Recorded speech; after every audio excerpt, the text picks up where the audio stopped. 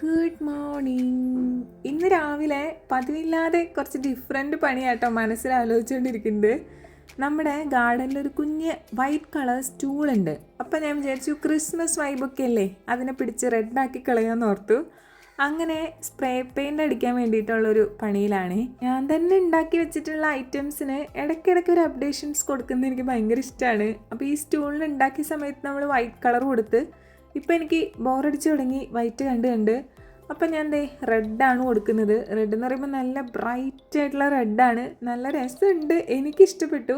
ഈ ഒരു സ്റ്റൂള് മൊത്തത്തിലൊരു എസ്തെറ്റിക് ആൻഡ് ക്ലാസി ആയിട്ടിരിക്കണമെങ്കിൽ വൈറ്റ് അല്ലെങ്കിൽ ഗോൾഡൻ കളറാണ് ഭംഗിയെന്ന് എനിക്ക് അറിയാമെങ്കിലും ഇപ്പോൾ ക്രിസ്മസ് ഒക്കെ ആയതുകൊണ്ടാണ് കേട്ടോ ഞാൻ ഈ കളർ ചൂസ് ചെയ്തത്. പിന്നെ ഞാൻ റെഡ് സ്പ്രേ പെയിൻറ്റ് വാങ്ങി വെച്ചിട്ട് കുറച്ച് ദിവസങ്ങളായി ഒന്നിലും അങ്ങോട്ട് പരീക്ഷിക്കാത്തതുകൊണ്ട് എനിക്കൊരു സമാധാനം കിട്ടുന്നുണ്ടായിരുന്നില്ല. ഇപ്പോഴാണ് ഒരു സമാധാനമായത്. അപ്പോൾ എല്ലാവർക്കും ഹാവ് എ നൈസ് ഡേ.